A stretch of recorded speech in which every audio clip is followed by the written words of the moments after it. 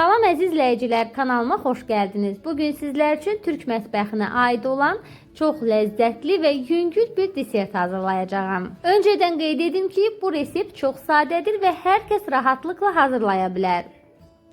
İlk olaraq yarım stəkan yumru düyü götürürəm. Onu yaxşıca yuyub qazana əlavə edirəm. Üzərinə isə bir qədər su əlavə edirəm ki, yumuşalıb yaxşıca bişsin.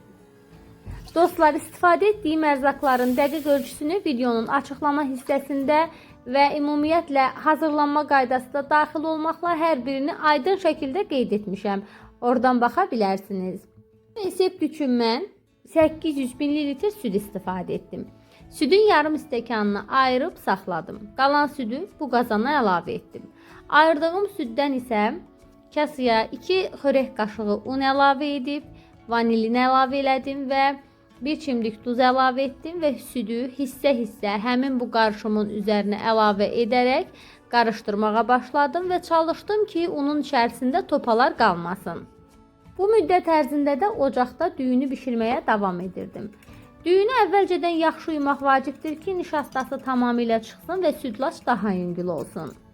Və budur, artıq düyü hazırdır, bişib tamamilə, əlimlə də yoxluyuram, yumuşaqdır. Və həmin bişmiş düyünü hissə-hissə südün içərisinə əlavə edirəm. Çırpıcı vasitəsilə də asta-asta qarışdırıram. Daha sonra mən şəkər tozunu əlavə edəcəyəm. Təxminən 1 stəkandan 2 barmaq aşağı şəkər tozu istifadə etdim. 800 ml süd üçün bu qədər şəkər tozu kifayətdir. Daha sonra bayaq hazırladığım un və süd qarışımını da əlavə edirəm və qarışdırmağa davam edirəm.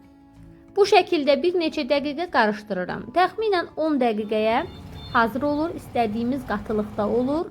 Onu ocaqdan götürürəm və isti-isti bu saxsı qablara yerləşdirirəm. Dostlar, siz istənilən soba üçün nəzərdə tutulan qabdan istifadə edə bilərsiniz. Keramik qablar, şüşə qablar hər birində hazırlana bilər. Mən adətən bu saxsı qablarda edirəm, mənə görə burada daha ləzzətli olur. Daha sonra soba qabına yerləşdirirəm hər bir qabı və soyuq su əlavə edirəm soba listinə. Təxminən saxsı qabların yarısına çatan miqdarda. Və sobaya yerləşdirirəm. Sobanın ən üst hissəsinə yerləşdirirəm və 180 dərəcədə üstü qızarana dək bişirirəm. Həmin müddət ərzində isə üzəri üçün qozu süzgəcdən keçirirəm. Artıq otağa çox gözəl ətir yayılır və südlaçlarımızın üzəri tamamilə qızarıb və hazırdırlar.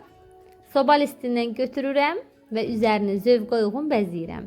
Siz istəsəniz darçın, fıstıq, fındıq, nə ilə istəsəz üzərinə zövqə uyğun bəzəyə bilərsiniz. Bizdə bu daha çox qozla bəyənilir. Ona görə də mən süzgəcdən keçirilmiş qoz əlavə edirəm. Daha sonra soyuducuya yerləşdirib biraz soyuduram. Artıq südlaçlarımız hazırdır. Çox möhtəşəm, inanılmaz dadlı idi. Əgər bu reseptlə hazırlasanız, nəticəni mənimlə bölüşməyi unutmayın.